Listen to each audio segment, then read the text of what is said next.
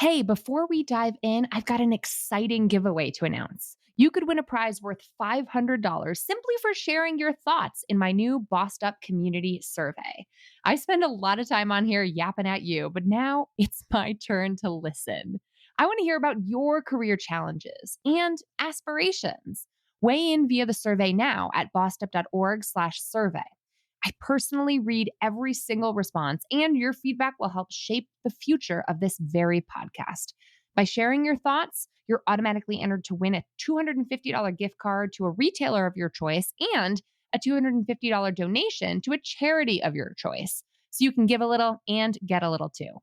Enter now at bossedup.org/survey before I shut things down on August 22nd. That's bossedup.org/survey. And thank you for making your voice heard.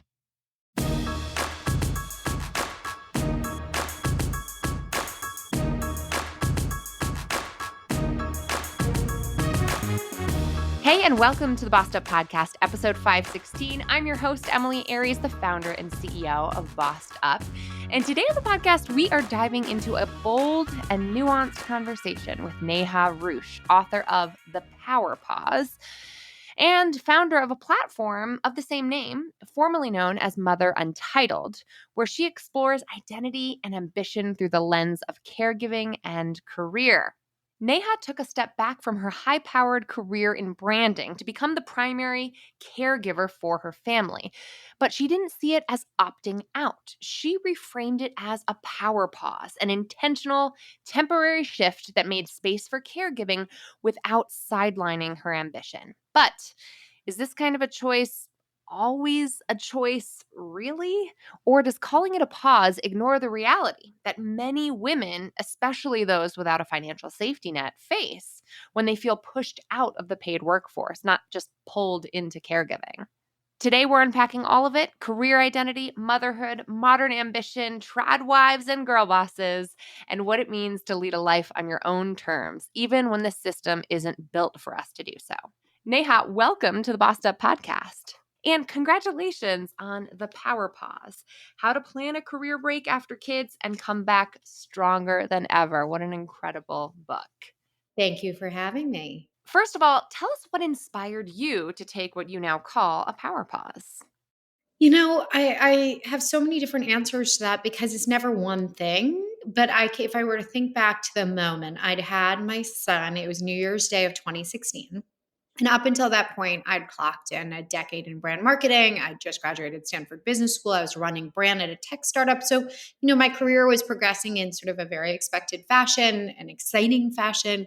And then I had him. And I think for the first time in a really long time, I felt like I didn't have to climb anymore. He didn't want me to be anything besides what I wanted to be. And so I think there was a sense of peace that I was finding. Of course, I was sleep deprived and I had a milk issue and there was all those things, but I just felt like I didn't have to try so hard for the first time in my life. And I think that was an exciting feeling that I wanted to explore more. I also was just fascinated by this little human. And I think I had been less fascinated with my work at that moment. So I want to call that out. My husband was running a tech company. His role was demanding. So there was a lot of factors, but I initially decided to downshift. So I went part-time first. And as soon as I did, I started hearing the pushback of like, why do you bother with business school? Aren't you going to be bored all day? Are you giving up? And what year was this? That was 2016. Yeah. Okay. That's right. So like the girl boss era is in full swing. Very much so. And that's a good question because I think we've come a long way in 10 years. But it was sort of this crescendo effect. Lean In had been the rallying cry at our graduation. I think Lean In and Girl Boss and all of it had done so much to bolster so many women's careers. But it was at that moment casting sort of an undue shame on anyone choosing to take their foot off the gas.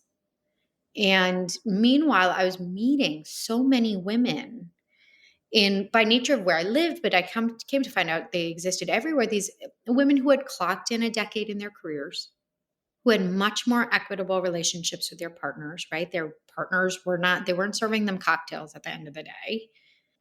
And they had access to digital tools and technology and the freelance economy. And they were all just thinking, well, maybe I can either take a beat or I could explore this other way to stay connected. And none of it matched what I was hearing and receiving. And like I said, it was 2016. So there was this great content around the traditional working woman.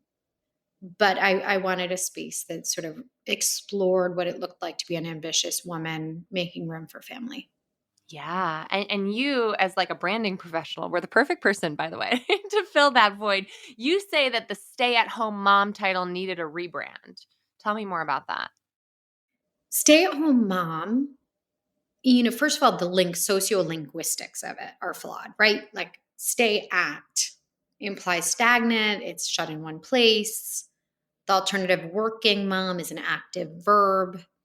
And if you've ever, by the way, been with a child all day, you don't stay in one place, you're very rarely in the home. And so I think just by nature of the framing, it's flawed. But I think the other piece is that it carries so much trope, so much stigma and shame that we've sort of inherited over the years. And if you look back as to where that came from, if you're looking at sort of the 1970s, where women were really starting to rise in the workforce and we saw second wave feminism really take off, there was, women were fighting for our place in the work. And we sort of said, okay, well, if women are in the workforce, they're sort of paving the way for a new way. And then anyone choosing to do care work was sort of much more domestic and traditionalist. And what happened, and it's interesting because we commissioned this survey called the American Mothers on Pause in 2023 of 1,200 at home parents and 1,000 members of the general population. And if you poll the American public as to who they think of as an at home parent, they will still say June Cleaver, which is a fictional character from the show Leave It to Beaver from the 1970s. If you ask them who they think of as the working mom, they will say Sheryl Sandberg, they will say Michelle Obama, they will say Beyonce. And we never corrected that power chasm for the reality of modern women today, which is that in that same survey, we found 1 in 3 women working out of the home currently will pause their careers in the next 2 years.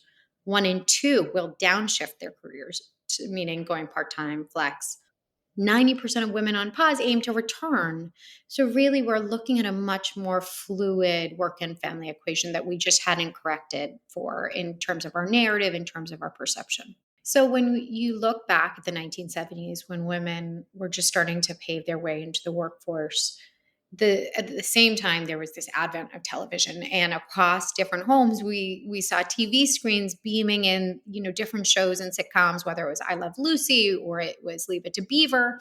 And in both of those shows you see these apron clad women committed to domesticated life, and so we ended up with these two sort of opposing archetypes: the woman in the home defending tradition and the women in the workforce blazing a new trail. And that sort of began the quote unquote mommy wars.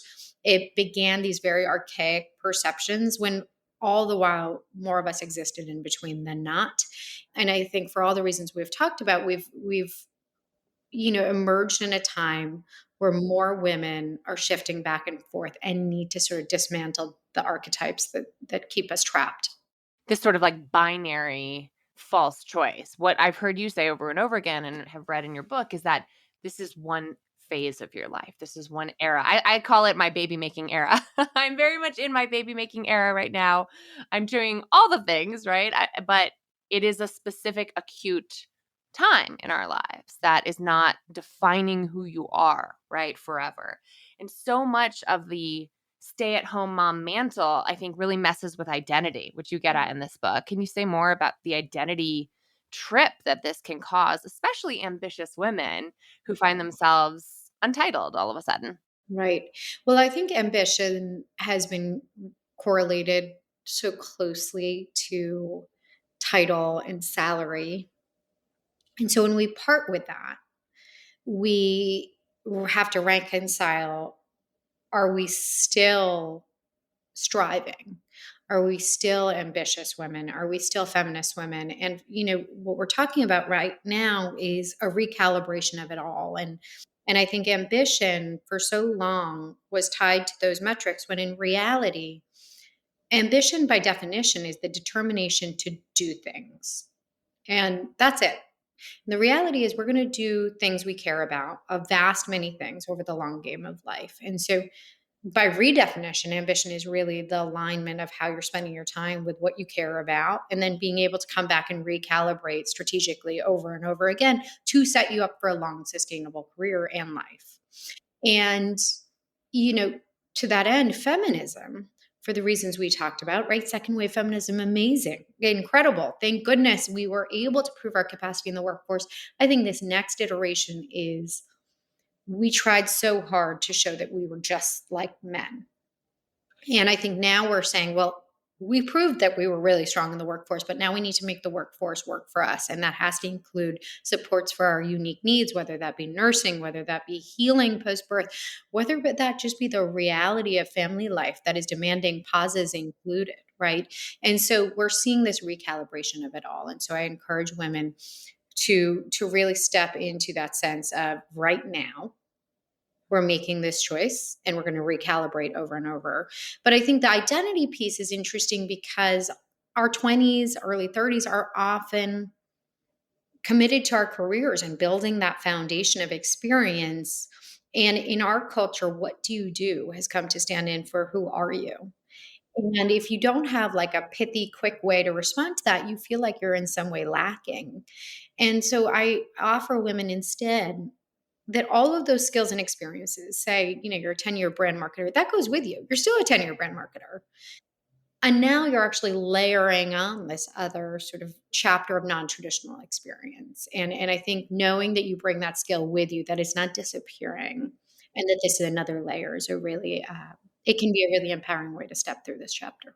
So much of what you're saying reminds me of Anne Marie Slaughter's book, Unfinished Business, right? Which is not only about, I think you're sort of bringing it to the individual level, the identity, unfinished business of feminism, of saying, yeah, I'm going to be unapologetic about caregiving and the role that requires, or the effort, the intellectual challenge of caregiving, in addition to, it's not just diapers. It's not just running around, chasing after toddlers, although that's included too, like kind of standing confidently in the value of caregiving as part of your identity.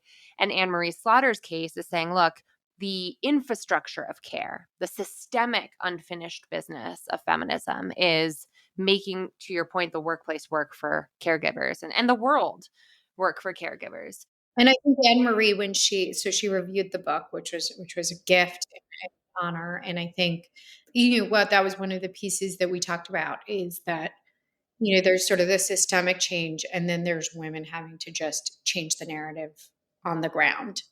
And the two forces have to work together, but really rely on this deep understanding and value for the work, and owning the very valid wants of others. The top reasons women pause their careers: finances, less stress in the home, and wanting to spend time with their children. Those are all very valid reasons. And I think I no longer accept a world where that has to be antithetical to ambition. I love that. I want to talk more about choice, right? Because this idea of, I want to spend more time with my children, I'm making this choice, to me is so critical to unlocking choice for everyone, ideally free from financial constraint, which we'll talk about in a moment. You mentioned earlier some of those archetypes of motherhood, the June Cleaver versus the Beyonce, right? I wonder what you have to say about the current moment that we're seeing play out on social media. I've seen you get this question before, but I'm curious what you make of the pushback against the girl boss era, the anti sort of girl boss energy that's manifesting in this like hashtag around tradwives. You told the New York Times, tradwife is a hashtag. It's not a reflection of the majority of American women. Can you say more about that? Well, I think it's so interesting because we always swing to extremes and we still go back to black and white. So if it's not girl boss, it's tradwife, right? Like, and the reality of modern women is that we're all making very complicated choices. We're making the right choice for right now. We are not subscribing and don't want to subscribe to boxes or titles, right? We certainly, some of us are more feminine and like dresses. Some of us like baking. Some of us may like aprons. I don't really know or care. I just want women to be able to be seen for being able to make a downshift or take a pause in their career. And by the way, 90% of them are still staying connected in some sort of online learning or volunteering or freelance and consulting work, and be seen sort of for the multitudes and the reality of their sort of modern existence. I think where we get into this sort of dangerous trap is we're finally doing this work to dismantle the false narratives around stay-at-home mother, right? That she in some way is shut in, that she's a martyr to her family, that she is in servitude or to her domestic partner. We are trying to move toward a much more nuanced framing, which is what the Power Pause shares, where this is an ambitious modern woman who who has an established career and or experience or interests, that we've shifted priority and time and energy and focus to family life for a season, and we are finding ways to grow and stay connected and stay empowered during that period. And I think the black and white tropes risk us being counted out of the workforce. And what we need is a world where women feel empowered to say, I'm shifting priorities and I'm still contributing and I still want time and support to explore these other interests. And by the way, when and if I want to return to the workforce, please see and recognize the ways in which I stayed connected. And we want to diminish the sort of shame and penalty. And we also want to dismantle this sort of the wars and divides between women, because I think for too long we've all hid behind these mommy wars saying, well, working is better for our kids because it models ambition, or staying at home is better for our kids because all the research in this world shows that there is no one right choice for your family. There's only the right choice for yourself. So, by the way, for any women leaning into sort of the traditional family structure and really enjoying the baking and the homesteading, fine. And that is not every woman. And I think when we, as a culture, love caricatures, we're assigning that caricature to everyone. Right. And I think what your narrative does is it really gives that person power and agency no matter where they're choosing to spend their time, right? Like, let's make that a powerful choice. And what I find sort of troublesome about that is how constrained that choice is for so many women. Because in an ideal world, stepping back to become a full-time caregiver for a period of time or for a long time, like for a decade plus, isn't necessarily a choice. It's a financial necessity because of the outrageous cost of childcare and the lack of infrastructure around paid leave and affordable health care. So you wrote, there's power in choosing, but also power in telling the truth about when we didn't get to choose. And so I'm wondering, like, how do you reconcile the agency underpinning the power pause concept and how important that agency is to your identity when so many women feel like they're being not pulled to caregiving, but pushed out of a workforce that's just not making it feasible to raise a family and survive without two incomes?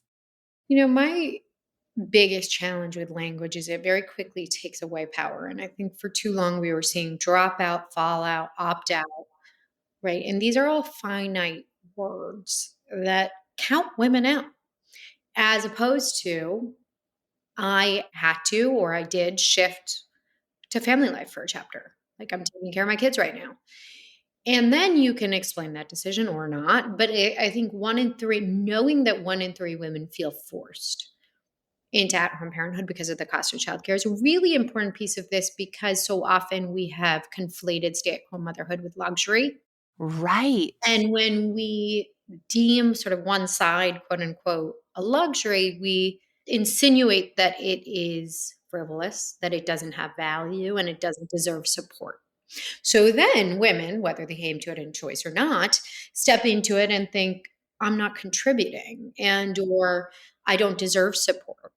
And so you see how very quickly our tropes set up an entire generation of women who need more valid choices on the table to feel like, well, that one's off limits. The reality of the very complicated choice to either pause or return to the paid workforce or exist in between is that it's very nuanced. It relies on a number of different intricate decisions, but it's a privilege to get to choose.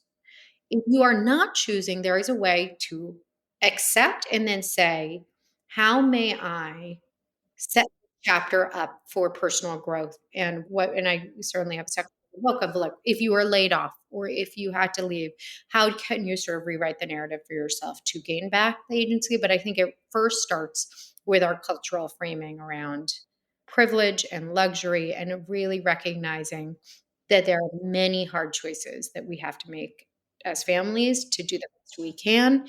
And career pauses are one among the many valid options. Yeah, I really like your chapter on early on in the book around finances and how much that plays a role and how recognizing the immense value that caregiving brings to a family unit is like step one. Because I do worry about power.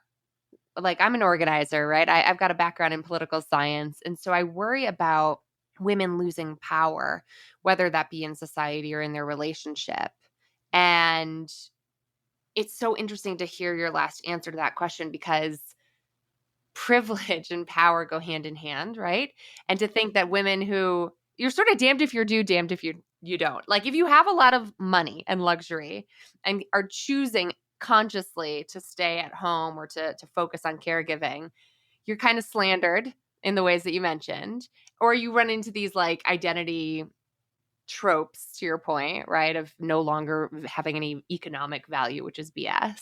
And then if you're forced into it, because I'm paying $4,500 a month, Neha, for childcare for two right now, right? And if that bill makes it economically impossible to have two working parents, and of course, that doesn't feel very good either, right? Maybe full-time caregiving isn't for you. That's the category I would put myself in. So it's sort of like you're damned if you do either way. But do you ever worry that the narrative around the power pause is overpromising for women who we know and you recognize in the book that being someone who is focused on caregiving and out of the paid workforce has consequences, impacts retirement savings, impacts employability and lifetime earnings with the unemployment penalty, which is not fair but is a real thing. And so it sounds to me almost like there are parts of the book where you're saying like this doesn't have to be you, right? Here's how to make that not you. But for a lot of full-time caregivers, they will run into those outcomes. And that doesn't even begin to scratch the surface when it comes to a relationship in which they lose their power and agency there. And you kind of talk about in the book not so healthy relationships are a dynamic, are a factor in this. So I worry for women's sense of power over their own destiny when you are not making your own money. And I'm just wondering if you like how does that play into this narrative here? And if you ever feel like, are we overpromising the power in a power pause? I think there's something interesting about admiring a problem for too long. Like just sitting and looking at the problem, like, oh, let's look at these women who choose to stay at home and like, too bad they lose their, or we can do something about it. And the power pause intends to do something about it instead of just admiring the same age old problem. Because the reality is, women do need to pause in some cases, sometimes financially, or because their child has developmental needs, or one parent is in the active military and can't be. Like there is a wide spectrum of reasons men and women need or want to pause their careers. So when we then say, let's stop just admiring this problem and saying they're going to put their career at risk, then we can start coming up with active solutions. And the power pause is the active solution, right? Which is we have never had a strategic roadmap until this book of how do you walk through this stage of life, not just change language for the sake of language, but change trope by trope and then lay out a framework such that women can negotiate their financial dignity from day one by planning actively in the budgeting and the negotiation, avoid any pitfalls should they not be in a stable or even just they can suss out the risk in their marriage and set themselves up, whether that be from a postnuptial agreement to downshifting to the middle ground, or not fully pausing. How do you resign such that you're keeping the bridge back? How do you make sure that you are negotiating for effective solutions for support so that you can actually grow alongside your family? How do you strategically stay connected to your network and or small, low lift ways to keep your tools sharp so that you can package this all up and preserve your optionality when you return, right? That is the goal. It's not to say that pausing is the right solution.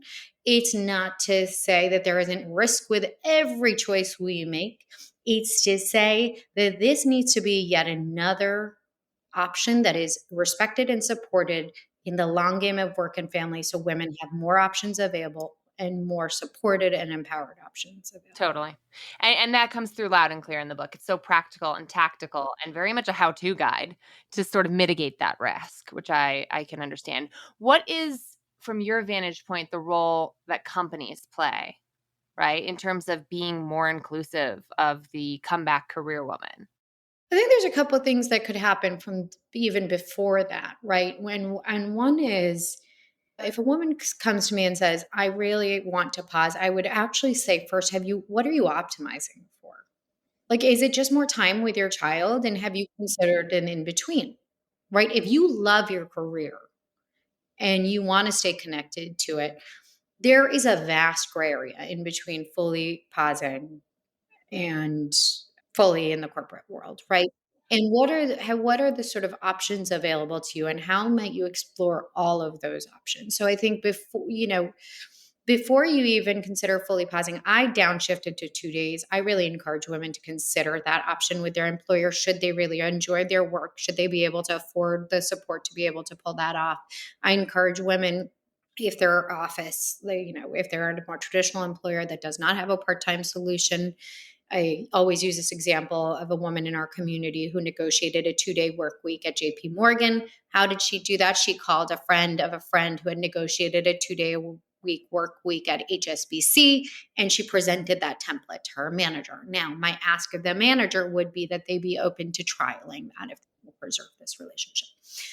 The other piece is how can we as managers offer that bridge back as our employees say, you know what, I want to take this career sabbatical for family life for 1-2 years. How might they stay engaged with one another if it was a positive relationship? I think there's something really interesting about the returnships, but I caution that, don't diminish the fact that someone has 15 years experience. They took 3, 5, 8 years. They were running a freaking PTA at and like dealing with a child with a diabetes diagnosis and navigating insurance. Like they got this, they're good. So like, how might we look at non-traditional experiences and recognize that they add to that career portfolio? But finally, I'm really bullish, and I talk about this at the end of the book. Just the data shows that the sort of best way to transition back to the paid workforce is actually small to medium businesses, women run. And I think that's because there's this ecosystem of women pivoting and building their own businesses for flexibility. And because women understand sort of the efficiency and time management gleaned in raising children, they then hire fractional workers who, may have stepped away from the paid workforce for a chapter, but there's sort of a shared understanding of the skills. And so there's sort of all of these different environments to consider. But I think in the traditional management route, it's being open to trialing flexible solutions and recognizing and appreciating non-traditional experiences as part of the career portfolio. I hope every HR leader listening is taking that to heart, right? Because like that flexibility and that open-mindedness is really how we tap into 100% of the workforce and don't count them out or put them on a mommy track on the way back, which I appreciate. In your book, you also talk about what moms themselves can do to really navigate talking about in an empowered way that career sabbatical. And a question that I always get from listeners of this podcast you address explicitly is, should you include your pause on your resume? And you say resoundingly, yes. Tell me more about the advice that you have. I actually had a couple of options there. I think there's a few different ways. Yes, and Yeah, that's truly what you wrote. Yes, and. I think if you were fully at home for an extended period of time, writing career sabbatical for family life or I offer a number of framing is powerful. I think I think what I said resoundingly yes to is not putting lipstick on a pig and pretending you were doing something that you weren't. I think people want to understand. I use the example of Chanu Richardson, who is a woman in the Bay Area who transitioned back to law. She went from a law firm to her career break for family life to a tech employer as internal counsel. And she was advised, just own, as soon as you own the reason you are away from the workforce, and especially with caregiving, it eliminates the confusion potential recruiters. So that part, resoundingly yes. I think there are two ways to package your time away. One, if you were to write career, sabbatical, family life, the sub bullets under that are all of the non-traditional ways you expanded your learning that are relevant to your future employer, right? Whether you're freelancing, whether you're creating a project, whether you're volunteering at the school, whether you were navigating a family relocation that was complicated from, China to Israel, whatever that case may be, those all belong there. And there's a way in which to frame, to sort of assign it language that translates to the workforce. And we obviously talk about that more explicitly in the book.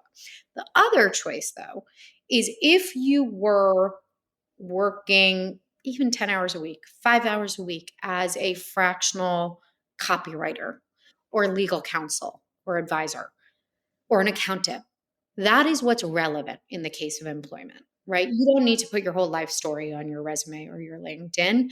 You can feel free to include what's relevant. So if you were a consulting accountant, include that in that section and then talk about the relevant bullet points. Right. Without having to explain that you did it super part-time while caregiving at home, right? Is that what I hear you saying? No one cares whether you work 10 hours or 20 hours. I totally agree. And just to speak to that story you mentioned earlier on that person in your community who put a caregiving sabbatical on their resume, I just loved the response that she got from hiring managers. One who she spoke with said, "I was so happy to see that on your resume. Putting it on there conveyed a sense of importance of that role because it is very important. It came off as, quote, I'm proud to have done this work," which I was, and I am. And I think people respect it if you respect it. So I do think there's so much power in that way of framing your power pause unapologetically. And there's another woman in there who is a former NASA engineer. And I include her whole LinkedIn resume, right? And she is really explicit about what she did in her community as a community organizer alongside family life in the sort of and she's a great example of someone who is really away from the workforce for 10 years after having an extremely prestigious career, right? And so it's an interesting example to say none of this can be taken for granted. We can't diminish the fact that you can't just write quote unquote stay at home mom, leave it empty and hope for the best. There needs to be sort of I often encourage women to spend at least a year preparing for that return when they're starting to feel the nudge and sort of building out the sub bullets that make that transition easier. And by the way, we have resume writers on our site, we have career coaches, and even if that feels like an investment, it's a way in which if you haven't gotten the book, and you don't have the language readily available, though now ChatGPT can do this, they can take all of that non-traditional experience and gear it toward former employers. And folks should get their hands on a copy of this book and your website. So we're gonna end there in a moment. I've got one more kind of tough question for you, which is, and I don't think this is by any means the intent of the message, but I have seen some stay-at-home moms respond to all of this messaging, everything you've just shared, and said, oh my gosh, am I not doing enough? Is being at home with my kids not enough? Do I have to also be a community organizer or do fractional work? Do I have to justify my stay at home time by adding to it so that I don't completely jeopardize my future marketability? And so I wonder if there's an undercurrent of anxiety driving this. I mean, obviously society makes this an anxiety inducing experience for women, but what would you say to the stay at home parent who is staying at home because they want to fully immerse themselves in parenting and full stop? I mean, I was that parent. Like you see me now, but I have a 10-year-old, right? And I think a lot of the book is about how do you prepare for it? How do you walk through it? And how do you unlock the full possibility of it? But it's not meant to be done in a day. I think that we as a culture love black and white things and we love things done yesterday. And the real reason for this, and I think I talked about this in the last chapter, that if you are enjoying this chapter of your life and you want it and you don't feel an itch to return to work, then the work you're doing is immense. You are, by the way, and I give a lot of examples for how we as a culture have diminished caregiving down to diapers and laundry. And we have failed to recognize that it's actually the emotional work of understanding your child, raising yourself so as to not respond to that child poorly, managing the complicated relationship with your partner and the communication to your community, and facilitating healthcare appointments and navigating really complicated education systems. And that's the real work of parenthood. And it's awe-inspiring. And I did it for a real freaking long time. And I, by the way, wouldn't say I'm returning to work now. I am still holding space for that work because it's still the most important thing in the world to me. And so the real goal of this book is never to say, here's how to do this so you can exclusively get back to work right away. It's to say, how do you set yourself up to feel proud when you've associated so much of your worth with paid work? How do you set yourself up in your marriage or partnership so that you can feel financially dignified? Because that is a huge part of being able to walk through this stage with joy. Even in the middle section around goal setting and creating rhythms and getting help, that's not so that you can get back to work. That's so you can walk through this with permission to grow alongside your kid. And I think that's the big piece of it that applies whether you're going back to paid work or you're not, or you're working on your own thing or you're not. We have been sold this idea that if you pause your career, you are in servitude to your family.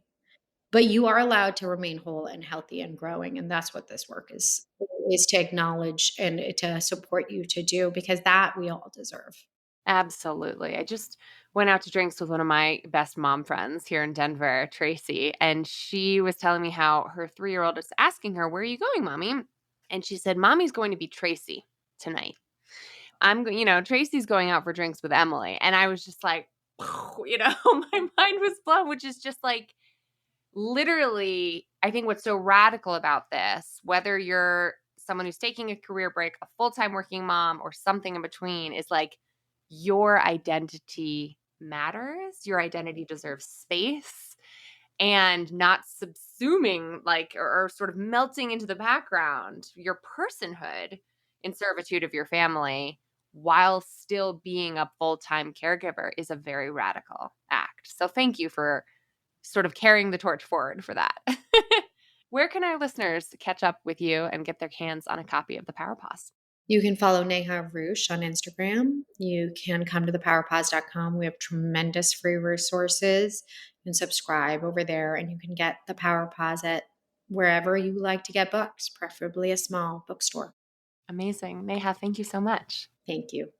For more links and resources, head to bossedup.org/episode 516. That's bossedup.org/episode 516. And now I want to hear from you. Are you a full-time working parent trying to juggle it all like me? Are you someone that's taking a career sabbatical or has shifted to part-time work like Neha has over the course of her career? Or are you somewhere in between it all, doing fractional work while chasing kids around the house? Or I'm really interested to hear from a few of you I've already chatted with in my DMs about being a full-time remote worker with no childcare. Tell me all about it. What kinds of choices have you made, or are you thinking about making if starting a family is on the horizon for you? And how constrained were those choices by financial realities? Let's keep the conversation going, as always, in the Bossed Up Courage community on Facebook or in the Bossed Up group on LinkedIn. And feel free to DM me your experience on Instagram or tag me in the comments where you see creators talking about how any of us are trying to juggle it all when the system clearly wasn't designed for us. For more details on how you can advocate for family-friendly policies like paid family and medical leave and affordable childcare, among other issues, don't forget about Bossed Up's Take Action page that highlights the kinds of systemic solutions that drive gender equity that we all can be advocating for more. Head to bossedup.org/takeaction to learn more. And until next time, let's keep bossin' in pursuit of our purpose, and together, let's lift as we climb.